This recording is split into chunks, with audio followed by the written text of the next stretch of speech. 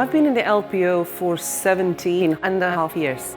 So it's been definitely a long journey, but most importantly, I learned so much as a musician since I started in this orchestra and since I started in my new role as a principal for symphony orchestra, which is quite different from being a principal in a smaller orchestra when it's only, let's say, 4 cellos, as opposed to cello section of 10 cellos or even sometimes 12.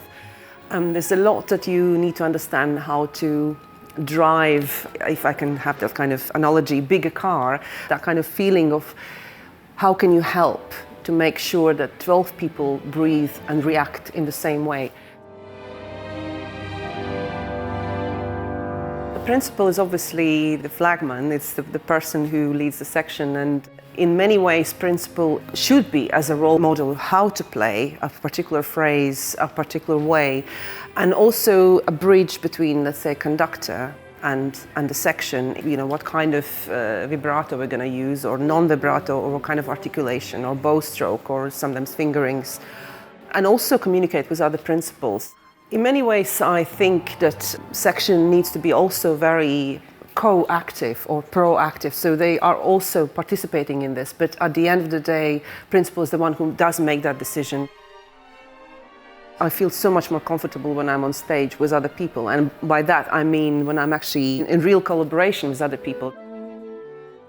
Sometimes I feel the pressure, and sometimes I also feel it's so great to be here among people that I really like. Because of course, when you've worked together for so many years and you've also went on tours together, you've basically lived together and shared so much with other people, you do feel like these are not just your, colleagues, these are also your friends. And as friends, we support each other always. This orchestra is very friendly orchestra. It's one of the warmest environments that I've experienced, and many other people have commented on that.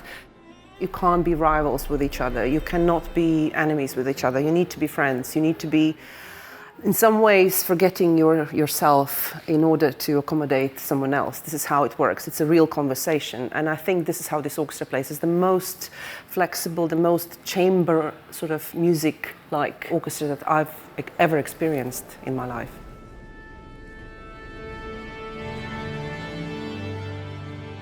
I was born in a musical family. My both parents were opera singers, and so at the time when I was little, as far as I can remember myself, I remember music, and I remember the theatre, and I remember the rehearsal rooms in the opera. So it was clear that the moment I could reach the piano, I wanted to play a musical instrument and wanted to also go the same path as them. In Latvia, as well as many Eastern European countries, we have a slightly bit different system in musical education.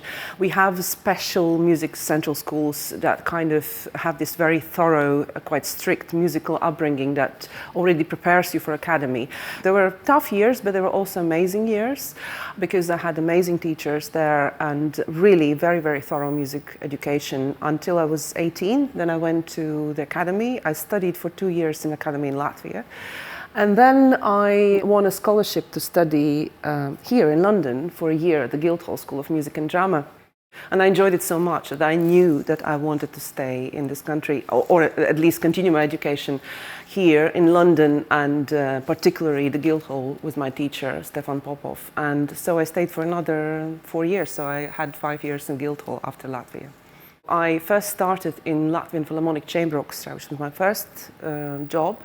I was 18, I was still a student obviously, and I was there for 2 years, and I really learned my orchestra ethics of understanding how it is to play in a section, how it is to blend, what it makes to be a good colleague, to listen to others, and I also learned all the repertoire, all the chamber orchestra repertoire. And after that, I again had a job while I was a student at the Guildhall, which was my first principal job, and that was in Amsterdam Symfonietta, another chamber orchestra.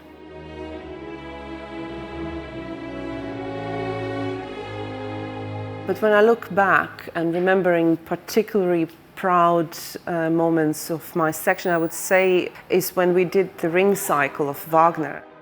We started it in 2018 and did every year, and then of course COVID interrupted. In 2024 we completed the cycle with Götterdämmerung. Playing Wagner, it is such a challenge, but in the same time, Wagner writes so well for cellos. These are challenging parts, but yet I felt these were such events, all these concerts that we did. I remember also my colleagues commenting on that, how really united and how stepping up to this challenge the cello section was. These are the memories I will treasure forever. These moments when I felt like I was at the top of the wave, and the feeling is just magical.